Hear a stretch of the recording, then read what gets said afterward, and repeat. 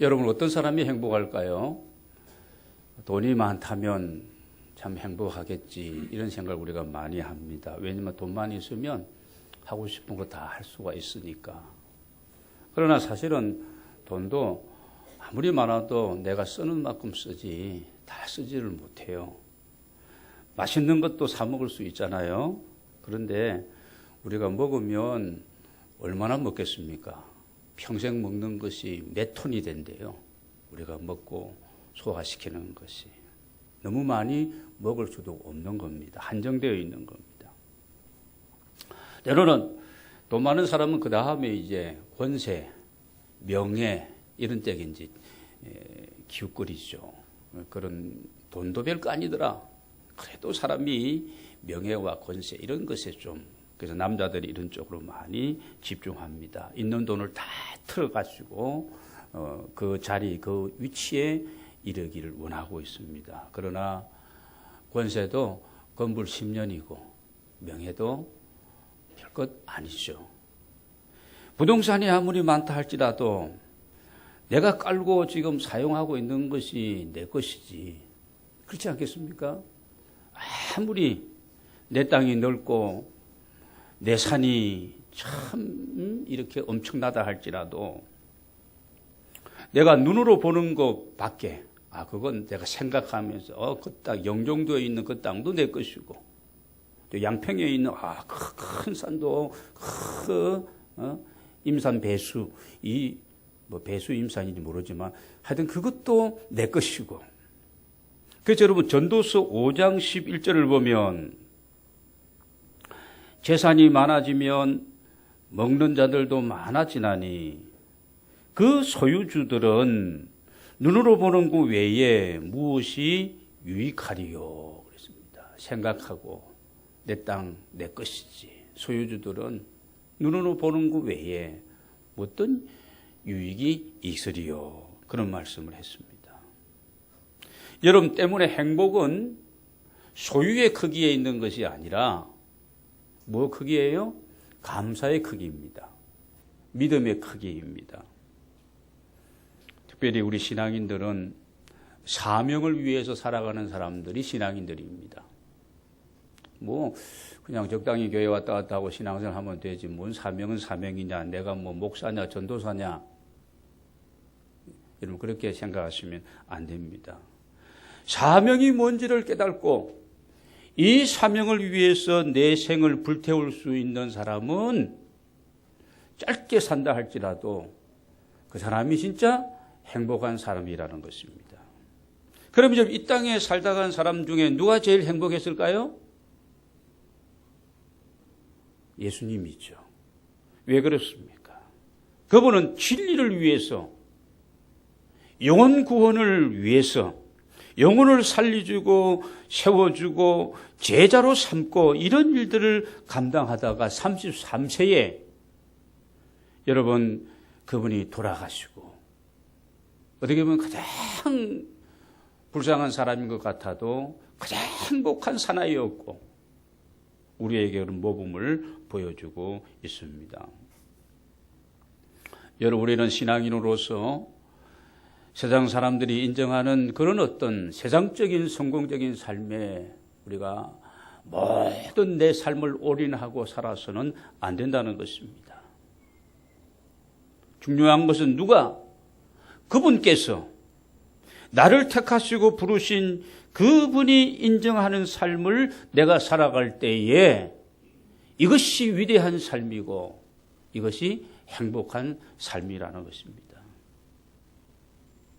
그러면 여러분, 그분이 왜 나를 부르셨을까? 내가 그분을 택한 것이 아니에요. 내가 지혜롭게 판단하고 이렇게 해서 내가 그래 예수 믿기로 했고 교회 다니기로 작정하고 이렇게 내가 신앙생활을 하고, 그게 아닙니다. 요한복음 15장 16절을 보면은 너희가 나를 택한 것이 아니요 내가 너희를 택하여 세웠나니 이는 너희로 가서 열매를 맺게 하고 또 너희 열매가 항상 있게 하기 위함이라, 이렇게 말씀하고 있습니다. 그분이 우리를 찾아내셨고 그분이 우리를 택하셔서 그분이 우리를 불러주신 줄로 믿습니다. 그렇다면 그분이 왜 나를 이렇게 주목하고 나를 택하고 나를 불러서 여러분 오늘 믿음의 사람으로 살아가게 하셨을까? 여러분 그렇다면 내가 있어야 될 자리가 있을 겁니다. 내가 해야 될 어떤 일이 있기 때문에 그분이 불러주셨죠. 여러분 사업을 할 때에 직원들과 사원들을 뽑을 때에도 그 사람이 그 포지션에서 그가 해야 될 일이 있기 때문에 비싼 월급을 주고 그 사람을 뽑는 것이지 마찬가지입니다. 내가 감당할 사명, 그 사명이 내게 있다는 것입니다. 거기 너 있었는가? 내가 있을 때 그 자리에 내가 있었는가? 그 일을 지금 내가 하고 있는가? 할 일이 있기 때문에 하나님 우리를 일꾼으로 부르셨는데 내가 그 일을 하고 있는가? 잘하고 있는가? 이거 우리가 생각해야 됩니다. 점검해야 됩니다. 오늘 저와 여러분이 우리 각자에게 주신 사명을 충성스럽게 감당하는 우리 모두가 되기를 원합니다. 그분의 인정을 우리가 받아야 됩니다. 그 사명을 내가 감당함으로 아름다운 열매를 많이 맺는 우리 모두가 되기를 바랍니다. 지금은 풍성한 결실의 계절입니다. 온갖 나무와 식물들은 보시기 바랍니다. 결실을 맺기 위해서 온통 집중하고 있어요. 제가 지난 주간에 들깨밭에 갈 일이 있었습니다. 들깨잎을 지난번에 따서 먹으니까 향도 진하고 너무 좋았어요. 한 두세 주 된 것 같은데. 그래서 많이 땄기 때문에 새로운 잎이 또 많이 자라 있을 것이다. 이번에 좀 따와야자고 갔는데 딸 게 없는 거예요. 왠 줄 아십니까? 이제는 열매 맺기 위해서 열매 맺기 집중 더 이상 잎이 피지도 않고 자라지도 않는 겁니다.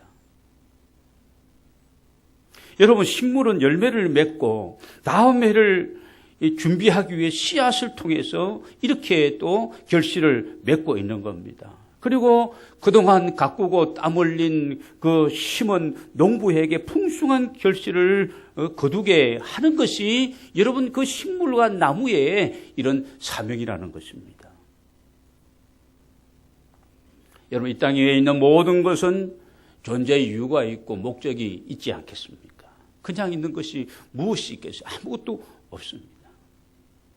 여러분 신앙인으로서 그렇다면 우리의 사명은 무엇일까 생각을 해봐야 됩니다.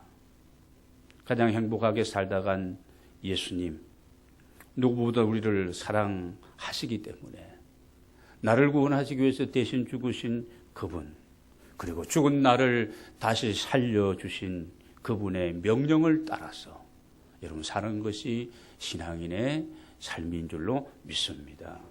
오늘 본문 말씀은 여러분이 잘 아는 말씀, 주님의 마지막 대명령입니다.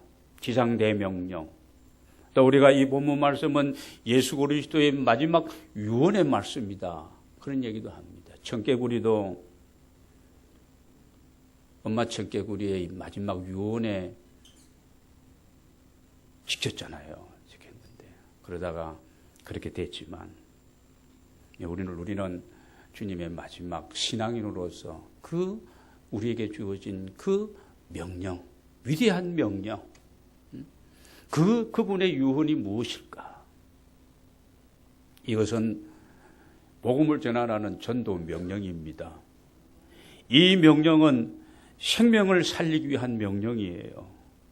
이 복음은 로마서 1장 16절에 보면은 모든 믿는 자에게 구원을 주시는 하나님의 능력이라고 했습니다. 복음이 아니라 다른 어떤 것이 아닙니다. 오직 이 복음만이 모든 믿는 자에게 구원을 주시는 하나님의 능력이 그 복음 안에 있다는 것입니다. 누구든지 믿기만 하면, 누구든지 받기만 하면 죄에서 자유합니다. 죽음에서 생명으로 다시 납니다. 하나님의 자녀가 되는 권세가 그에게 주어지게 되는 줄로 믿습니다. 심령이 새로워집니다. 심령 부흥이 일어나게 됩니다. 가정이 새로워집니다. 조각나고 흔들리고 무너진 가정이 다시 세워집니다. 이 사회가 변화되는 것도 오직 예수 그리스도의 복음밖에 없음을 믿으시기를 바랍니다. 신앙인의 사명은 바로 이것입니다. 예수 그리스도의 지상의 명령을 따라서 내가 복음을 전하는 것입니다. 교회가 이것을 이 사명을 감당하지 못하면 그건 사람들의 모임이지, 친교 모임이지, 이건 교회가 아니에요. 오늘 16절 17절 말씀 우리 같이 한번 읽겠습니다. 시작. 11 제자가 갈릴리에 가서 예수께서 지시하시는 이르러 예수를 배웠고 경배하나 아직도 의심하는 사람들이 있더라. 여러분, 예수를 배웠고 부활하신 예수님이십니다. 죽으시고 부활하시고 지금 40일 동안 당신의 부활하심을, 당신의 신성을 지금 많은 사람들, 12제자뿐만 아니라 수많은 사람들에게 보여주고 있는 그 상황입니다. 예수를 배웠고 경배하나 아직도 뭐 하는 자가 있더라고요? 의심하는 자가 있더라. 여러분, 예수 그리스도의 부활을 믿으십니까? 예수 부활이 내 부활임을 믿어야 되는 겁니다.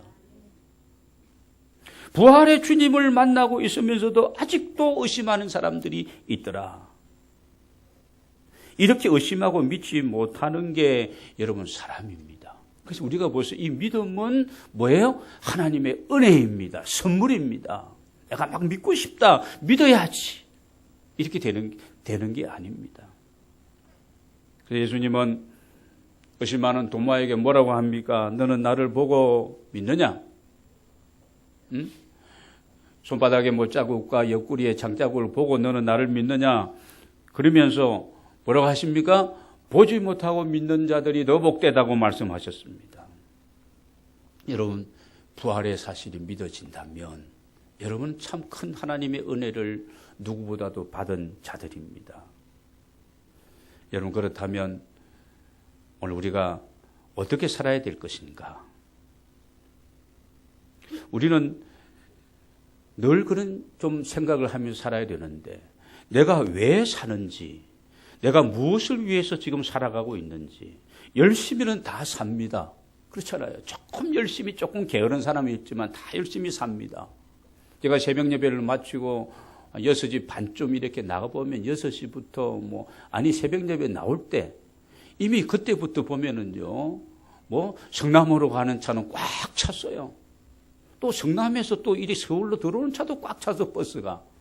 아마 그쪽에서 그냥 직장생활을 하면 되지. 왜 왔다 갔다 하는지도 잘 모르겠습니다만은. 그렇잖아요. 들어오고 나가고 성남 쪽으로 가는 차도 꽉 찼어요. 이미 벌써 6시 전후에 얼마나, 그러면 저 사람들이 얼마나 일찍 일어나겠느냐. 준비하겠느냐. 우리 여성들은 보면은 머리도 덜 말라서 그런데 촉촉한 머리로 가지고 버스 타고 이제 그러는 것을 보게 되어집니다. 열심히 삽니다. 뭔가를 위해서 지금 일터로 나가게 바쁘게 이렇게 준비하고 살기는 삽니다. 우리는 여러분 신앙인입니다. 신앙인이 사는 이유는 간단합니다. 이걸 여러분 정리하셔야 돼요. 그냥 들어서 넘기면 되는 게 아닙니다. 왜 사느냐가 물으면 뭐라고 대답하겠습니까? 제가 대답할게요. 복음 때문에 삽니다. 이렇게 해야 됩니다. 왜 너 그렇게 열심히 공부하니? 뭐라고 대답해야 되겠어요?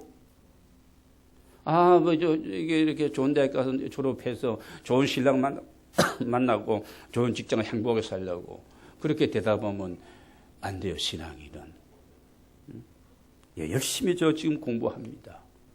왜냐하면 앞으로 하나님이 나를 향하신 계획과 목적의 그 자리에서 내가 복음을 전하기 위해서 이렇게 대답해야 됩니다. 왜 직장 생활을 그렇게 부지런히 하십니까? 물으면 직장을 통해서 내가 만나는 사람들에게 아름다운 소식을 내가 전하기 위해서. 왜 그렇게 결혼하려고 애를 씁니까? 그러면요, 대답이 뭐예요? 예, 그 사람과 함께 둘이 하나 되었어.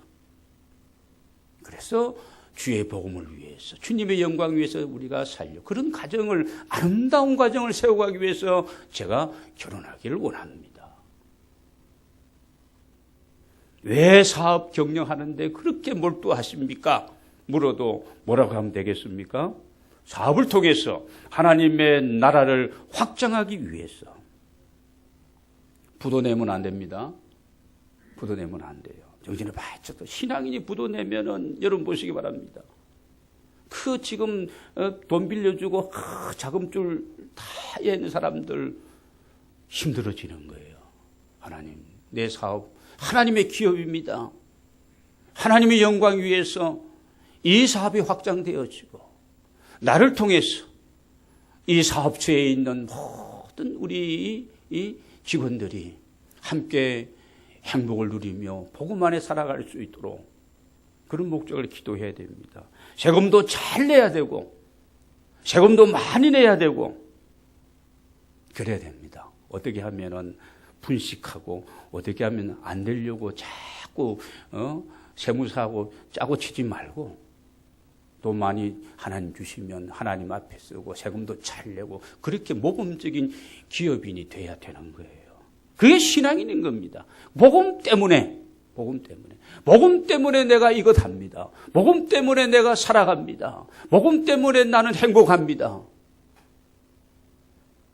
다른 거 하지 말라는 거 아니에요. 하는 궁극적인 목적이 이것이 돼야 되고 그 과정 속에서 하나님이 형통한 삶으로 우리를 인도해 주심을 믿고 우리가 살아가야 할 줄로 믿습니다. 중간에 생략하고 여러분 마지막 20절을 보겠습니다. 같이 한번 읽겠습니다. 내가 너에게 분부한 모든 것을 가르쳐 지키게 하라. 볼지어다 내가 세상 끝날까지 너희와 항상 함께 있으리라 하시니라. 이렇게 삶의 목적을 분명히 하고 사는 신앙인에게 특별히 약속하신 말씀이에요.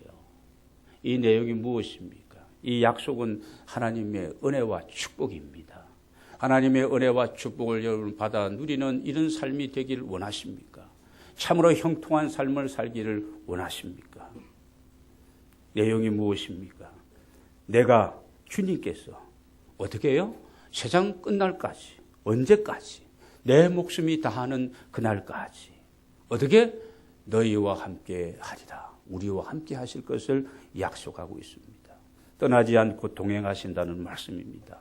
이것이 가장 귀한 하나님의 은혜요 축복입니다. 주님 떠나가시면 우리 아무것도 아니에요. 주님이 없는 가정 별거 아닙니다. 별거 아닙니다. 주님이 없는 인생, 나그네 인생, 헛될 뿐입니다.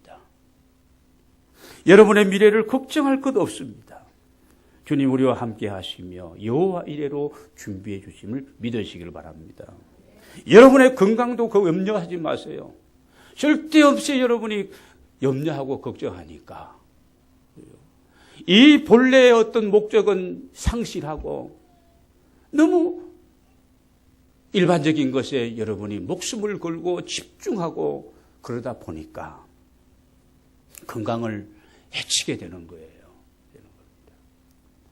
여호와 라파의 하나님이 우리의 건강을 치료해 주실 줄로 믿습니다. 여러분 사탄의 도전과 시험을 무서워하고 두려워하지 마시기 바랍니다. 주님께서 사탄의 머리를 박살내고 여러분 죄와 율법의 모든 권세를 끊어버린 그 승리하신 주님께서 우리와 함께 하시는데 뭘 우리가 두려워하고 걱정하고 염려하고 무서워할 것이 있겠습니까? 여호와 니시의 승리를 우리의 삶에 허락해 주실 줄로 믿습니다. 단 중요한 것은 이것입니다. 누구에게? 주님의 지상 명령을 따라 믿음으로 순종하는 자에게. 오늘 볼지어다 내가 세상 끝날까지 너희와 함께 하시리라 약속하고 계십니다. 여러분 우리의 인생은 한 번뿐인 인생입니다. 여러분 얼마나 지금까지 살아오셨습니까? 우리의 삶은 속히 여러분 지나가지 않습니까? 잡을래야 잡을 수 없고 계속해서 지금 시간은 가고 있습니다. 그러나 이 복음을 위해서 사는 삶은 하나님 앞에 아름다운 삶이고 영원한 삶인 줄로 믿습니다. 여러분 이 세상을 살아가며 참으로 값지고 아름다운 복된 삶을 살아가는 비결이 바로 이것입니다. 우리가 영혼을 사랑하는 마음으로 복음을 전하면 그분의 명령에 순종하면 그분께서 기적적인 삶의 은혜를 우리에게 주실 것이고 우리의 생애에 형통한 복을 내려 주실 줄로 믿습니다. 그러므로 복음 전파는 우리 신앙인의 사명이에요. 이 사명은 생명입니다. 이 사명을 이루는 것이 우리의 삶이 되어야 되는 겁니다. 이 일을 위해서 우리를 불러주셨고 직분과 그리고 성령 또 우리를 하나 되게 하셨으며 건강도 주시고 가정도 주시고 우리에게 여러 가지 많은 기회를 주시며 오늘 아침에도 이 자리에 우리를 불러주신 줄로 믿습니다. 우리 다시 한번 정리하고 다짐하면서 우리가 해야 될 일이 무엇일까? 지금까지는 내가 신앙으로 사명이 무엇인지도 모르고 지식적으로는 알면서도 내 삶이 거기에 집중되지 못했다면 우리가 돌이키면서 여러분 오늘 책임감을 가지고 이 사명을 잘 감당하는 우리 모두가 되기를 원합니다. 이 풍성한 결실의 계절에 바로 나를 통해서 여러분 이웃이 복음을 받게 되고 그리고 이 행복의 기쁜 소식이 복된 소식이 전파되어지는 일에 여러분 이 가을철 하나님 앞에 여러분의 삶을 구별하여 드리는 기회가 되시기를 바랍니다. 먼저 내가 복음으로 충만해야 됩니다. 구원의 확신이 있어야 됩니다. 하나님 앞에 우리가 기도해야 되는 거예요. 그래서 우리의 심령이 복음으로 꽉 차고 그리고 성령의 강력한 은혜로 내 심령이 타오르게 될 때에 여러분 불꽃이 없는 불은 불이 아닌 것처럼 그렇잖아요. 불꽃이 없는 불이 무엇을 데울 수 있고 어떤 것을 만들어낼 수가 있겠습니까? 타오르지 않는 불은 불이 아니에요. 여러분 우리 안에 복음의 이 열정이 사그라들고 없다면 진정한 내가 그리스도인인가 거듭난 하나님의 사람인가를 다시 우리가 점검해야 되는 겁니다. 왔다 갔다 하는 거로 되는 게 아니에요. 이 심각한 문제입니다. 내가 어떤 직분을 맡았느냐가 중요한 게 아닙니다. 내 안에 생명을 사랑하고 영혼을 향한 그런 어떤 뜨거움이 내 삶을 쏟아부어서 내게 있는 것을 다 태워서 영혼을 구원하고 그들을 섬기고 세워주는 이런 간절한 마음이 내 안에 있다면 하나님이 기뻐 원하시는 사람들입니다.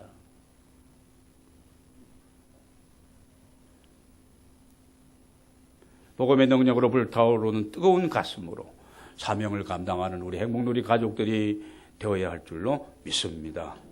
여러분의 삶의 형통의 비결은 주님이 우리와 함께 하는 겁니다.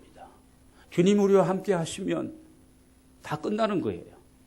어떤 자에게 이 위대한 사명을 사명으로 받고 겸손히 순종하는 사람들과 함께 하시는 겁니다.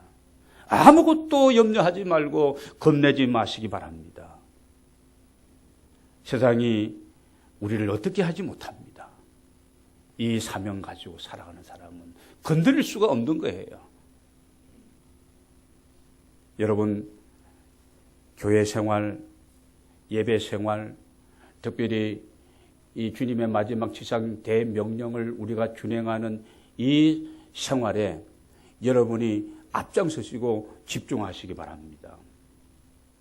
9월의 예배 캠페인 우리가 한 달 동안 벌리고 있습니다. 오늘 마지막 주일인데요. 이번 주가 지나가면 다 저 캠페인 현수막도 내리게 될 거예요. 일찍 나오시고 앞자리에 앉으시고 더 일찍, 더 경건, 더 집중하시기 바랍니다. 여러분의 심령이 부흥하고 은혜가 충만함을 경험하게 될 것입니다. 우리 젊은이들, 우리 청년들 비실비실하면 안 됩니다.